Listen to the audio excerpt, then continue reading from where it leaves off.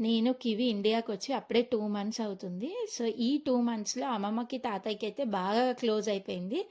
ఇంకా తాతయ్యకైతే ఎక్కువ. అమ్మమ్మ అయితే ఇప్పుడు ఈసారి ఎక్కువ ఆడిపించలేకపోయింది గాబట్టి, తాత అయితే ఫుల్ ఆడిపించిందనమాట. ఇంకా బయటికి తీసుకెళ్ళడం, షాప్‌కి, మేకల దగ్గరికని. ఇంట్లో ఉంటే మొత్తం కివి తాత దగ్గరనే కూర్చొని ఆడుకునేదనమాట. ఇంక అట్లా డ్యాడీ అయితే మేము వెళ్తున్నామని తెలియగానే ఇంక ఒక 2, 3 వీక్స్ నుంచే మిస్ అవ్వడం స్టార్ట్ అయిందనమాట. ఇన్ని రోజులు బాగా అల్లరి అల్లరి ఉండే ఇల్లంతా ఇప్పుడు నువ్వు వెళ్ళిపోగానే సైలెంట్గా అయిపోతుంది ఇల్లంతా. మేము ఏం చేయాలి కివి, గోడలు చూసుకుంటూ ఉండాలా, ఎవరితోటి ఆడుకోవాలి నువ్వు వెళ్ళిపోతే అనని అనేదన్నమాట అమ్మమ్మ తాత. ఇంకా ఏం చేస్తాం, మా మమ్మీకి 2 సర్జరీస్ అయిపోయినాయి. ఇంకా మమ్మీ రికవర్ అవుతుందన్నమాట. ఇంకా స్టాండ్తో మెల్లిమెల్లిగా నడుస్తుంది అనమాట.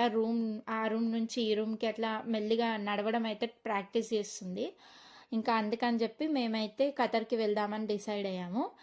ఇంకా చెర్రీ కూడా ఈ 2 మంత్స్ అయితే అస్సలు ఫుల్ సపోర్ట్. వాళ్ళ నాన్నతో ఉన్నాడు, అస్సలు సతాయించలేదు. నన్ను మమ్మీ కావాలి అని ఒక్కరోజు కూడా ఏడవలేదు. వాళ్ళ నాన్న కూడా ఆఫీస్ వర్క్ చేసుకుంటూ చెర్రీని మేనేజ్ చేసుకుంటూ చాలా మంచిగా ఉన్నారనమాట. ఇంకా అందరూ మెచ్చుకున్నారనమాట చెర్రీని, వాళ్ళ నాన్నని.